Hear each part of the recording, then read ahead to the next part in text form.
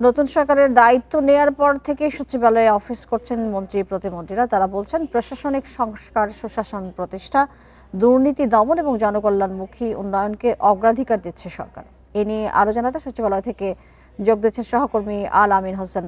আল আমিন, আজকে কারা কারা অফিস করেছেন এবং তাদের মধ্যে উল্লেখযোগ্য কেউ কথা বলেছেন কিনা, এবং তারেক রহমান আজকে সকালে সচিবালয়ে গিয়েছিলেন, সব মিলে আসলে কি তথ্য রয়েছে আপনার কাছে? তৃতীয় দিনের মধ্যে সচিবালয়ে অফিস করছেন, অর্থাৎ তার যে কার্য বন্টন বা কার্যক্রম পরিচালনা করছেন প্রধানমন্ত্রী। নুডলস খান নাই তো নুডলসই খান নাই। আর সকাল 9টার দিকে তিনি সচিবালয়ে এসেছেন এবং পরবর্তীতে তিনি প্রথমেই পররাষ্ট্র মন্ত্রীর সঙ্গে বৈঠক করেছেন, এরপরে বৈঠক করেছেন সৌদি রাষ্ট্রদূতের সঙ্গে, এবং 3 নম্বর যে বৈঠকটি তিনি করেছেন সেটা হচ্ছে থার্ড টার্মিনালের বিষয়। হযরত শাহজালাল আন্তর্জাতিক বিমানবন্দরের যে থার্ড টার্মিনাল রয়েছে সেটি কবে নাগাদ খুলে দেওয়া যায় সেই বিষয়ে একটি পর্যালোচনা সভায় অংশগ্রহণ করেছেন বেসামরিক বিমান মন্ত্রী, প্রতিমন্ত্রী এবং সিভিল এভিয়েশন কর্তৃপক্ষের যারা দায়িত্বশীল রয়েছেন তাদের সঙ্গে তিনি বৈঠক করেছেন। সেই বৈঠকের কিছুক্ষণ আগে, বৈঠক শেষে এখানে গণমাধ্যমের সঙ্গে আফরোজা খানম রিতা তিনি কথা বলেছেন। তিনি বেসামরিক বিমান ও পর্যটন প্রতিমন্ত্রী, তার কাছে জানতে চাওয়া হয়েছিল কবে নাগাদ থার্ড টার্মিনাল খুলে দেওয়া হবে, সংকটটা আসলে কোথায়। প্রশ্ন করা হয়েছিল যে থার্ড টার্মিনালের কিছু অংশ নেটওয়ার্কজনিত জটিলতার কারণে ভাঙতে হতে পারে, সে বিষয়ে আসলে কি সিদ্ধান্ত হয়েছে। তিনি যেটি বলেছেন যে এখন পর্যন্ত কবে নাগাদ খুলে দেওয়া হবে সে বিষয়ে কোনো সিদ্ধান্ত হয়নি, তবে প্রধানমন্ত্রী আগ্রহ দেখিয়েছেন এটি কেন চালু হচ্ছে না, সংকটটি আসলে কোথায় সেটি খতিয়ে দেখার জন্য তিনি প্রাথমিকভাবে যারা দায়িত্বশীল রয়েছেন তাদের কাছে জানতে চেয়েছেন। তবে কবে নাগাদ থার্ড টার্মিনাল খুলে দেওয়া হবে সে বিষয়ে সুস্পষ্ট কোনো বক্তব্য আজকে যারা দায়িত্বশীল রয়েছেন তারা আসলে দিতে পারেননি।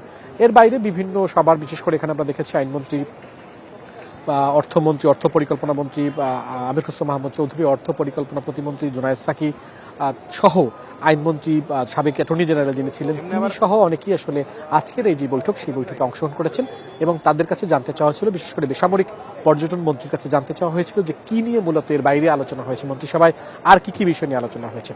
তিনি যেটি বলেছেন যে রুটিন মাফিক প্রধানমন্ত্রীর যে বৈঠক হয় সেই বৈঠকটি আসলে এখানে অনুষ্ঠিত হয়েছে, এর বাইরে আসলে নতুন করে বলার মতো কোনো কিছু নাই। তবে আমির খসরু মাহমুদ চৌধুরী অর্থ পরিকল্পনা মন্ত্রী তিনি যেটি বলেছেন যে একটি ক্লোজ ডোর বৈঠক হয়েছে, তবে সেখানে কি আলোচনা হয়েছে সে বিষয়ে প্রধানমন্ত্রীর প্রেসিং থেকে এখন পর্যন্ত গণমাধ্যমকে কিছু জানানো হয়নি। তবে সৌদি আরবের যে রাষ্ট্রদূত ছিলেন তার সঙ্গে দ্বিপাক্ষিক নানা বিষয় নিয়ে আলোচনা হয়েছে, বিশেষ করে প্রবাসী শ্রমিক যারা রয়েছেন তাদের সংকট সমাধান সহ বেশি রেমিটেন্স কিভাবে আসা যায় এবং সে দেশের শ্রমিকরা যে সংকটের মধ্যে রয়েছেন সেই সংকট দূর করতে সৌদি সরকারের সঙ্গে বাংলাদেশ যে নিবিড়ভাবে কাজ করছে সেই তৎপরতা আরো বাড়ানো যায় কিনা সে বিষয় নিয়ে মূলত আজকে সৌদি রাষ্ট্রদূতের সঙ্গে আলোচনা হয়েছে বলে আমরা ধারণা করছি। তবে প্রধানমন্ত্রী ঘিরে যে সংশ্লিষ্ট মন্ত্রণালয় সেখানে গুরুত্বপূর্ণ কিছু সিদ্ধান্ত হওয়ার, ফ্যামিলি কার্ডের বিষয়গুলো ছিল এবং 180 দিনের একটি প্রজেক্ট ছিল, সার্বিকভাবে এই বিষয়গুলোর আপডেট আপনার কাছে কি রয়েছে?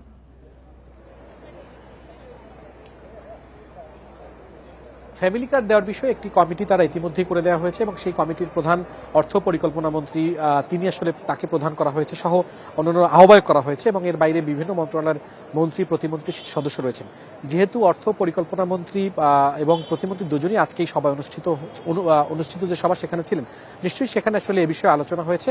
তবে সেই বিষয় এখন পর্যন্ত কোন উপজেলায়, কোন ইউনিয়নে, কোন জেলায় পাইলট প্রকল্প হিসাবে শুরু করবে সে বিষয়ে কংক্রিট কোনো তথ্য এখন পর্যন্ত জানানো হয়নি। তবে আর এই ফ্যামিলি কার্ডটি আপনি জানেন যে বিএনপির নির্বাচনী ইশতেহারে ছিল, সেক্ষেত্রে কারা আসলে সুবিধাভোগী হবেন, কোন প্রক্রিয়ায় দেয়া হবে, ধাপে ধাপে দেওয়া হবে কিনা, অনগ্রসর জাতিগোষ্ঠীর জন্য কি করা হবে, যেহেতু বাংলাদেশ পরিসংখ্যান বোর্ড রয়েছে সেই পরিসংখ্যান বোর্ডের যেই এলাকাগুলো রয়েছে বিশেষ করে দরিদ্র পীড়িত এলাকাগুলো, কুড়িগ্রামের কথা আসলে কবে দেয়া হবে সেই ঘোষণার অপেক্ষায় রয়েছেন সাধারণ মানুষ, যে এই রমজানেই দেয়া হবে সে কথা বলা হয়েছিল। আল আমিন, আপনাকে ধন্যবাদ আমাদের সাথে যুক্ত হবার জন্য।